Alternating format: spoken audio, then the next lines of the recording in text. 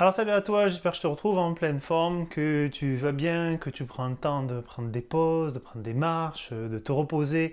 En tout cas, j'espère que tu prends du temps pour toi.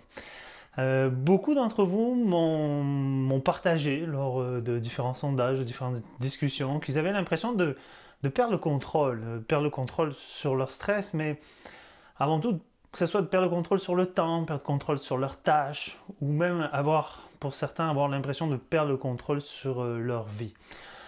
Alors bien sûr, ce qu'ils veulent, ce que ces gens-là veulent, c'est bien clair, c'est retrouver le contrôle, c'est clair. Pourquoi? Pour revenir au calme, se sentir mieux et bien sûr gagner en confiance. Alors par rapport à ça, j'aimerais vous raconter une petite histoire qui est une étude qui a été faite auprès de soldats de l'armée. Ils ont étudié le niveau de stress chez les soldats, vous savez, au sol, pendant je ne sais plus quelle guerre c'était exactement. Et ils ont remarqué que le stress des soldats au sol était très élevé lors des bombardements. Parce que les bombardements arrivés de l'extérieur étaient complètement imprévisibles. Quelque part, ils n'avaient aucun contrôle là-dessus. Et ils se sont rendus compte qu'après 30 jours, après un mois, beaucoup de personnes commençaient à fatiguer, le burn-out était proche, la dépression, etc. Après 3 mois, le pourcentage était vraiment élevé. Ah, là, je suis pas bon, là, j'ai oublié le pourcentage. En tout cas, le pourcentage était élevé. D'accord. Et je regarderai mes notes, je vous mettrai ça en commentaire. Puis ensuite, ils sont allés voir les aviateurs. Et ils se sont rendus compte que pour les aviateurs, le niveau de stress était plus bas. Pourtant, le risque de mourir était de 50%.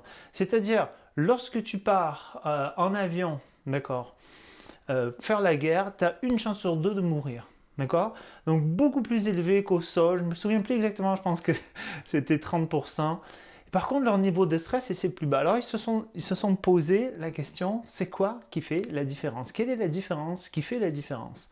Hein, pour que ça soit utile pour vous, pour nous, dans nos vies, et pour moi aussi d'ailleurs. Et ils se sont rendus compte, c'est qu'en fait, quand ils posaient la question aux aviateurs, c'est que quelque part ils avaient le contrôle. Parce que oui, ils avaient une chance sur deux de se faire descendre et de mourir, mais ils se disaient, si je conduis bien, si je suis compétent, euh, ça dépend de moi. D'accord? Versus le soldat, ça dépend pas de moi. Je suis ballotté par les événements.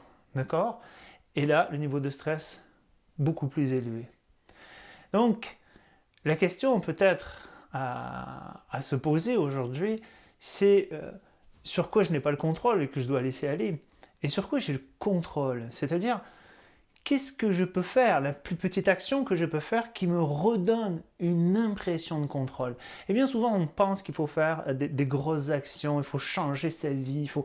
Non, au fond de soi, c'est se poser la question, qu'est-ce qui me redonnerait l'impression de retrouver le contrôle? Quelle est la plus petite affaire? Puis de le faire, de tester et de regarder ce qui se passe. Ça va? Pour ça, donc, ça c'est votre première étape. Euh, En fait, ça pourrait être la deuxième. Ok, ça serait votre deuxième étape. La première étape, je vous propose de faire une respiration qu'on va faire quelques secondes qui donne une impression de contrôle aussi, qui est fantastique. C'est une respiration. Je suis dans l'armée en ce moment. En tout cas, je veux dire, avec le travail qui a été fait dans l'armée pour la gestion du stress. Vous savez, les commandos spéciaux qui partent en intervention pour faire une intervention spéciale. Donc le niveau de stress est au maximum. Dans l'hélicoptère, ils ont trouvé une respiration, ça s'appelle la respiration carrée, qui leur permet d'être focus, concentré, de garder le contrôle. Alors, ce que je vous propose, c'est de faire cette respiration et après de vous poser quelle est la plus petite chose. Et comme ça, de rebâtir, de retrouver le niveau de contrôle que vous souhaitez, surtout de sentir que le stress s'apaise. Ok, donc première étape, on respire. Deuxième étape, on fait l'exercice. La respiration, c'est quoi, Sébastien? Ah, je te la donne. C'est super simple. Là, je regarde mon timer. Inspire. Retiens. Expire. Retiens.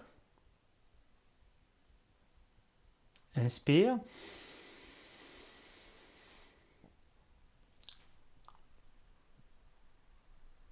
Expire. Voilà, fais ça pendant 3 minutes, 5 minutes. Tu peux prendre une application, c'est super simple, ça s'appelle la respiration carrée. Tu trouves ça un peu partout. Et tu règles ton temps, c'était peut-être trop long pour vous ou trop court. Tu règles ton temps pour être confortable et tu te fais un petit moment de focus comme ça, 2 minutes. Et après, ok, qu'est-ce qui me donnerait l'impression de contrôle? On y va avec ça. Je vous remercie. Je vous souhaite une belle journée, une belle soirée. Je sais pas où vous en êtes. Partagez cette vidéo à vos amis si vous connaissez. C'est un truc tout simple et qui marche vraiment bien.